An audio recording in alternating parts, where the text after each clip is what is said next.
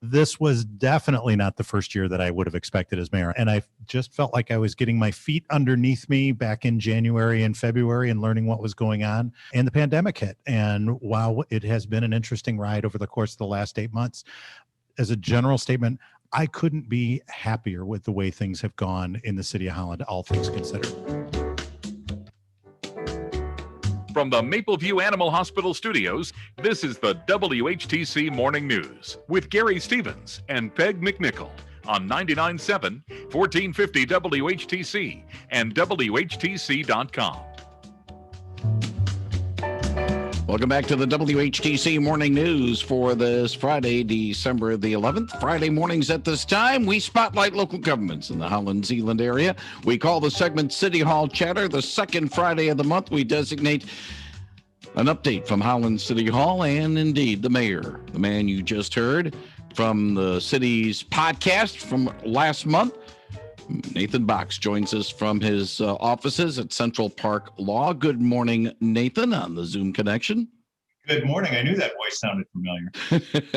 Your podcast with the city basically asked for your impressions of the first year in office, 13 months now as mayor of the city of Holland. Some things have happened that nobody could have anticipated, but so far so good with the good ship Nathan Bocks and the city of Holland right now. Gary, I could not be more impressed with our city staff, with our city council, our first responders, and frankly, with the leadership and the people of the city of Holland in how we have been charting these uncharted waters together over the course of the last year. I had someone ask me in a Zoom meeting yesterday, so how's it going? And I said, well, it was my first year as mayor and it's the only thing I know. So I guess, COVID is normal as far as I'm concerned in terms of being mayor. I know that's not the case. I know we've got brighter days ahead of us. And what we've been able to do is really be creative and deliberative in terms of how things are going. As we enter the end of the year, and I think I've heard you say on the radio over the last few weeks, what's going to happen with Coffee with Council and with the advance and the normal processes that we as council have at the end of the year and moving into our goal setting advance meeting at the beginning of the year. And they are going to look different this year. It simply does not fit within the guidelines for us to meet in public with folks. Matter of fact, we're not even doing our city council meetings in person for the time being. And so we have decided we're going to be creative and we're going to be really intentional with our outreach to the community. We have put in place already an email address that the public can contact us directly. That's publiccomment@cityofholland.com. There may be a specific new email address if people want to talk about their goals and their plans for the future, things that they would normally talk to us about at Coffee with Council. So stay tuned with that. And our advance is going to look different this year as well. We as council do want to get together. We want to have the opportunity to be able to be in person with one another, because I think that that's really the best way for us to be able to interact with one another as people. We're not only workers together, we're not only council members together, but we're friends as well. And we have not been able to spend the social time together this year, just like everybody else. And that makes it a little bit more difficult sometimes for us to be able to communicate with one another. So we're going to do our best to be able to try to get ourselves in the same room for that. But I see that the plans and the processes that we're going to go through with the advance this year may be a little different than they have been in years past. Last year was a reach year for City Council. We put big plans in place. We have big projects in the works, and those are still in process. And it's not because they were stopped by or delayed even by COVID. It's just that they're big projects. We've been working on affordable housing. We worked on the non-discrimination ordinance, the community energy plan, Waterfront Holland, the unified development ordinance. Those are all really big things that we've been working on, and they're not done yet. We want to make sure that we do them right. We want to make sure that we do them well, because that's what we do in Holland. We do things the right way. And so we want to make sure that we're going to continue that process. You touched upon a little bit about the fact that with much of the attention on the outbreak, and rightly so, but still the functions of city government need to continue. And some of the goals that the city had placed for itself last year before the outbreak hit, some of those goals you mentioned, the non-discrimination ordinance has been hit. Others, and as you mentioned, it's going to take some time to do, but you cannot say, well, we got to focus everything on the outbreak right now and put these other things on the back burner. Absolutely not. The outbreak definitely adds additional time and energy to our city staff. There's more work simply that they have to do. There's more energy that they have to place because of COVID. But they have been stellar in continuing to move forward these goals and these plans that City Council put before them last January. You're right. We got the non-discrimination ordinance in place despite the fact that it was in the midst of the pandemic. We've been working on affordable housing. We have Ryan Kilpatrick in now as a consultant from Housing Next, helping us not only with that, but with a very complicated tax abatement processes because our great city finance director, Tim Voglia, is going to be retiring at the end of the year. That was one of his specialties. We brought Ryan in to be able to help fill that gap. We have the strategic development team now working actively in revisiting the community energy plan and coming up with big plans and big projects for us and recommendations to council, hopefully shortly after the first of the year. Waterfront Holland continues to move forward. I expect that there's going to be some big news for the community in the very near future in regard to Waterfront Holland. And of course, I had just this week 2 evening meetings with public outreach sessions on the Unified Development Ordinance. One Monday night that went until about 9 or 9:30, and last night went until about 8 o'clock at night, talking directly with community members on a Zoom call. We had 111 people on a Zoom call on Monday night. 3 full screens of people. I found myself, switching back and forth, trying to see all who was on the call at the same time. And that, for me, that's exciting to get 111 people out on a Monday night to talk about zoning in the city of Holland is a pretty impressive thing. We're talking with Holland Mayor Nathan Bocks, our City Hall Chatter segment.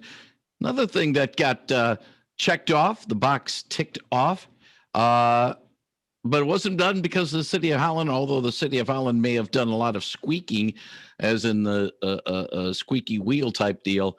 That railroad crossing on Pine Avenue and 7, that got taken care of.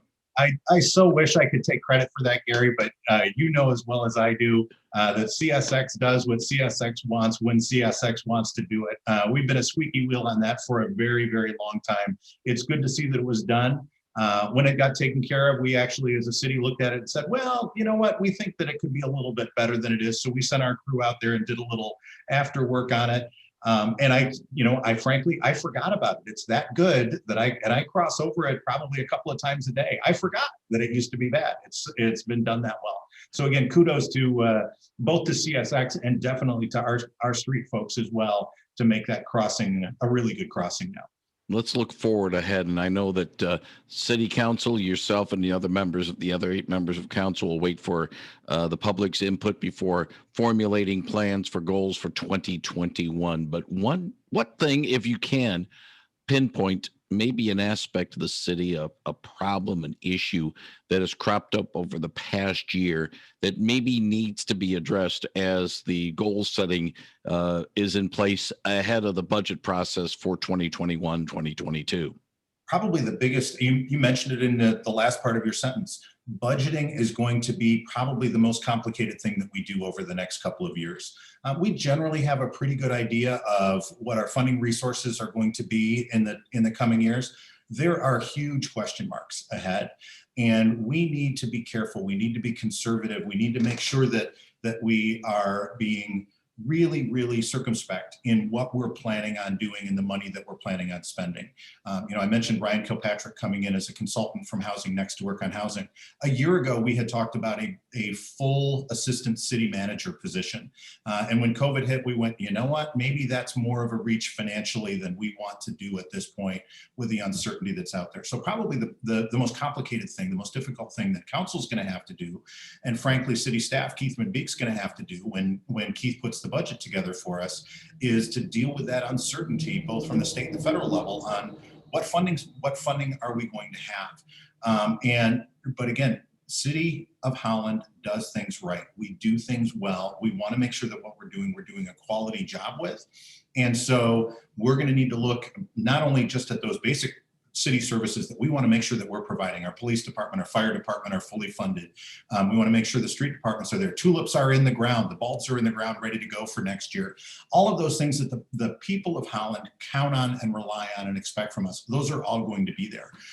It's those reach things that I'm going to be concerned about over the course of the next year, saying, let's make sure that we get the fundamentals right before we start pushing farther down the line. But again, we're going to continue on with affordable housing. We're going to continue on with a community energy plan. We had news this week that City Council just approved a bid for almost $500,000 for new recyclable carts that are out there. All but $20,000 of that was grant money that we received. So it's not coming from the tax dollars of the City of Holland. It's coming from other sources. The Waterfront Holland project is going to continue to move forward. The public's going to have a very strong voice in that, because anything we do is going to require a public referendum that's going to require a 60% plus approval of the people of the City of Holland. So city, as you're looking at what's going on the waterfront, remember your voice is going to be heard and needed in this process. And then of course the Unified Development Ordinance, that for a lot of folks, they go, what's the big deal with zoning? Well, we're looking at things that have been out there for 50 or 100 years and saying we need to bring this stuff up to date. And that's an awfully big bite that we're doing as well. So there's a whole lot that's going on. Some of it's not necessarily going to involve city dollars, but time and effort and resources of our city staff. I'll end our conversation on a little bit of a lighter note. I don't know whether or not you heard some of my remarks over the last couple of weeks or so. The Holland Museum has its collection right now of election memorabilia from over the years through 2016. And I sort of mentioned to Ricky Levine when we chatted with her on Talk of the Town on Tuesday, maybe we need to get some of those and we get to live here. Asides that you had for your campaign last year, Nathan. I got a basement full of them here at the office. I got pins, I got bumper stickers. If Ricky's interested in them, I've got them. And the other thing I've sort of joked around, and then we were talking about maybe some of the things that may be ceremonially passed down from time to time. Maybe once Nathan Bocks leaves as mayor of the City of Holland, he might leave behind that orange blazer. And that would be a ceremonial gown that mayors from now on would have to wear, the Nathan Bocks orange blazer. Kind of like Archie Bunker's chair in the Smithsonian. It's just going to stay there for all time. I love that. I love that blazer. And I think, as I told you, I think I paid $9 for it at Kohl's on a clearance rack, and I've gotten my money's worth out of that thing. That is going to be very interesting. And maybe that blazer can go to the Holland Museum as well. We'll see. We'll see about that. Nathan Bocks, mayor of the City of Holland, I want to thank you very much for joining us this morning on WHTC's City Hall Chatter. Wish you and your family a blessed and safe holiday season, Christmas and New Year's, and we'll be talking in the new year with you, sir. Merry Christmas to you and yours as well, Gary. Have a great year. Thank you very much. Nathan Bocks on Real News Now, 99.7 and 1450 WHTC.